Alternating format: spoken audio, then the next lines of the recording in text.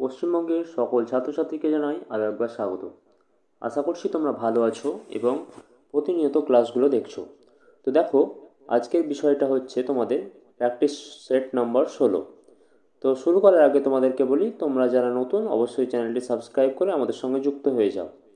তোমাদের পরীক্ষা কিন্তু খুব শীঘ্রই হতে চলেছে। তো দেখো, দেরি না করে শুরু করি তোমাদের প্র্যাকটিস সেট 16।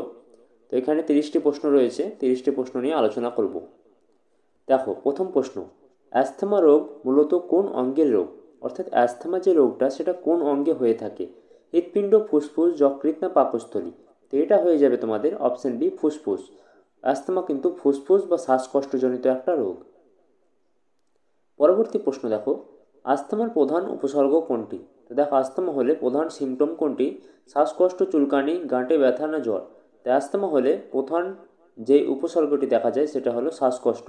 শ্বাসকষ্ট কিন্তু প্রথম দেখা যায়। পরবর্তী প্রশ্ন চলে যাব। দেখো, আর্থ্রাইটিস মূলত কোন টিস্যুকে প্রভাবিত করে? অর্থাৎ কোন কলাকে প্রভাবিত করে? হাড়, জয়েন্ট, ত্বক, রক্ত, মস্তিষ্ক? তো দেখো, এটা কি হয়ে যাবে? হাড় ও জয়েন্ট। হাড় ও জয়েন্টকে কিন্তু প্রভাবিত করে আর্থ্রাইটিস রোগটা। অর্থাৎ যে জয়েন্টে ব্যথা এই আর্থ্রাইটিসের ফলে হয়ে থাকে। পরবর্তী প্রশ্ন দেখব, একজিমা কোন ধরনের সমস্যা? অর্থাৎ একজিমা কোন ধরনের সমস্যা? এটা কোন অংশের সমস্যা? ত্বকের রোগ, স্নায়বিক রোগ, হৃদরোগ না পরিপাকতন্ত্রের রোগ? তো এটি হয়ে যাবে তোমাদের অপশন এ, ত্বকের রোগ। ত্বকজনিত বা স্কিন টাইপস রোগ হচ্ছে এই একজিমা। 5 নম্বর প্রশ্ন দেখো, শিবাক্থন ফল কোন ভিটামিনে সমৃদ্ধ? তোমাদের কিন্তু অনেক দিনই শিবাক্থন সম্পর্কে প্রশ্ন দিয়েছি। তো আজকে এই প্রশ্নটা দেখো, শিবাক্থনের ফলে যে ভিটামিনটি পরিপুষ্ট থাকে সেটা কি?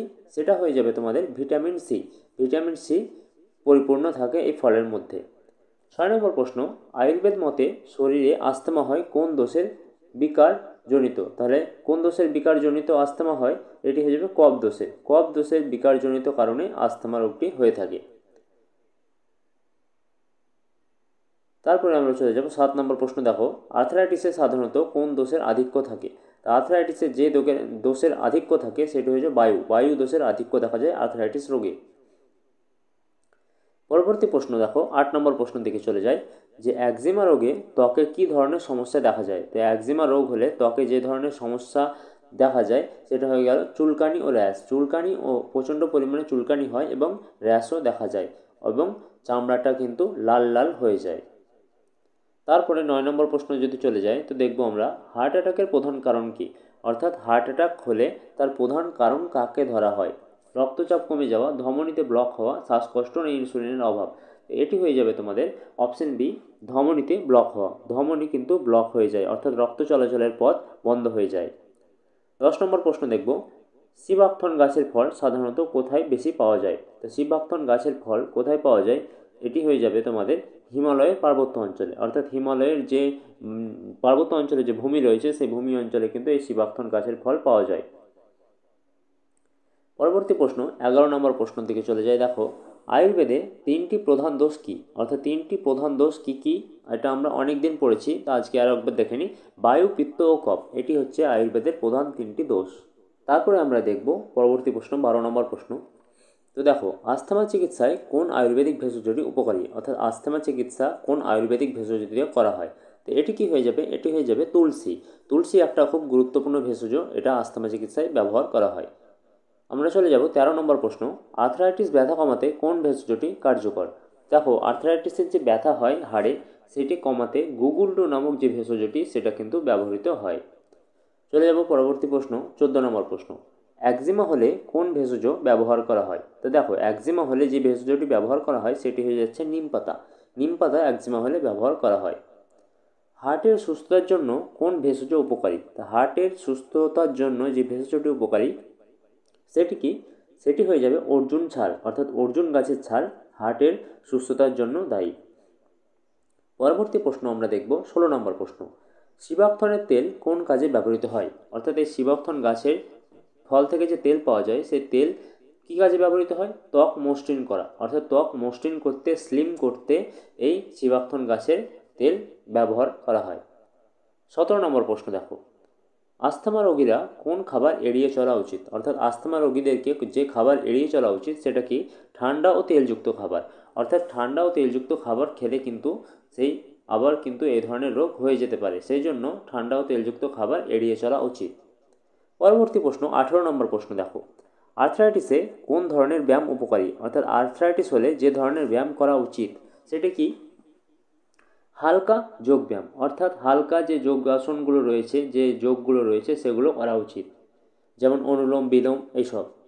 পরবর্তী প্রশ্ন চলে যাব 19 নম্বর প্রশ্ন দেখো, একজিমা হলে কোন ধরনের সাবান এড়ানো উচিত?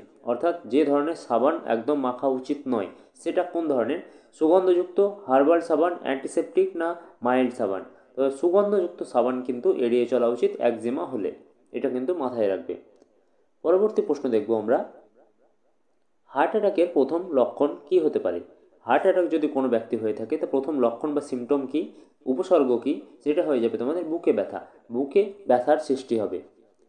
20 নম্বর প্রশ্ন সঠিক উত্তর অপশন এ। আয়ুর্বেদিক মতে আরোগ্য শব্দটি অর্থ কী?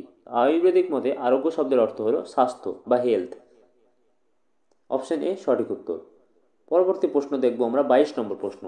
তো দেখো, শিবাক্থন কোন ধরনের উদ্ভিদ? অর্থাৎ এই যে শিবাক্থন আমরা পড়ছি বারে বারে, ভেষজ উদ্ভিদ একটা, এটা কোন ধরনের উদ্ভিদ? কাঁটাযুক্ত, গুল্ম, ভেষজ, বৃক্ষ না লতা? তো দেখো, শিবাক্থন কিন্তু সম্পূর্ণ ভেষজ উদ্ভিদ নয়, এটি কাঁটাযুক্ত গুল্ম জাতীয় উদ্ভিদ, অর্থাৎ এর ফলের চারপাশে কিন্তু কাঁটা দেখতে পাওয়া যায়। এটা হয়ে যাবে তোমাদের অপশন এ সঠিক উত্তর। 23 নম্বর প্রশ্ন দেখো, আস্থমা রোগের তীব্রতা বাড়ে কোন ঋতুতে? অর্থাৎ কোন রোগে এই আস্থমা রোগটি বেশি বৃদ্ধি পায়? তো দেখো, এটি কোন ঋতুতে হয়ে যাবে? এটি হয়ে যাবে শীতকালে। শীতকালে কিন্তু তোমাদের আস্থমা রোগের তীব্রতা বেশি বৃদ্ধি পায়।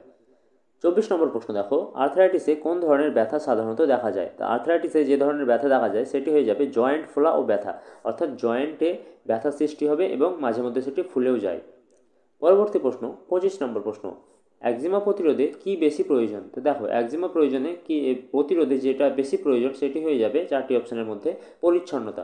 পরিষ্কার পরিচ্ছন্ন থাকতে হবে যাতে এই চুলকানি রোগটা পুরো শরীরে না ছড়িয়ে পড়ে। পরবর্তী দেখো, হার্ট অ্যাটাক প্রতিরোধে সবচেয়ে গুরুত্বপূর্ণ কী? অর্থাৎ হার্ট অ্যাটাক প্রতিরোধ করতে হলে যেটা সবচেয়ে গুরুত্বপূর্ণ করণীয় বিষয় সেটা হয়ে যাবে তোমাদের অপশন এ সঠিক খাদ্যাভ্যাস। সঠিক খাদ্যাভ্যাস কিন্তু অবশ্যই থাকা প্রয়োজন। 27 নম্বর প্রশ্ন দেখো, আয়ুর্বেদে ঔষধি বলতে কী বোঝায়? ঔষধি বলতে যেটি বোঝায় সেটি হয়ে যাচ্ছে তোমাদের ভেষজ উদ্ভিদ। ভেষজ উদ্ভিদকে ঔষধি বলতে বোঝায়। পরবর্তী প্রশ্ন আমাদের 28 নম্বর প্রশ্ন দেখো, যে শিবাক্থন অয়েল শরীরে কোন প্রভাব ফেলে? তো দেখো, শিবাক্থন অয়েল কী প্রভাব ফেলে? অ্যান্টিঅক্সিডেন্ট হিসেবে কাজ করে, বিষক্রিয়া ঘটায়, ঘুম বাড়ায় না চুল পড়ায়?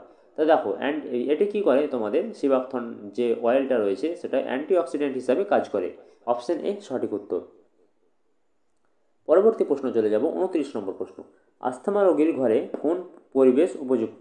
অর্থাৎ আস্থমা রোগীর ঘরে উপযুক্ত পরিবেশ কোনটি? এটি হয়ে যাবে ধুলাবালি মুক্ত, অর্থাৎ ধুলাবালি কিন্তু থাকা একদম চলবে না, না তো আবার শ্বাসকষ্ট সমস্যা হতে পারে। আমাদের আজকে শেষ প্রশ্ন এই প্র্যাকটিস সেটে 30 নম্বর প্রশ্ন, আয়ুর্বেদের মূল লক্ষ্য কী? আয়ুর্বেদের মূল লক্ষ্যই হচ্ছে রোগ প্রতিরোধ ও দেহ মনের সমন্বয়, অর্থাৎ কোনো ধরনের রোগ কিন্তু হওয়া চলবে না এবং দেহ ও মনের মধ্যে সামঞ্জস্য বজায় রাখাই হচ্ছে আয়ুর্বেদের মূল লক্ষ্য। তো এই ছিল তোমাদের 30টি প্রশ্নের একটা প্র্যাকটিস সেট, 16 নম্বর প্র্যাকটিস সেট। আশা করছি তোমরা সবাই বুঝতে পেরেছো।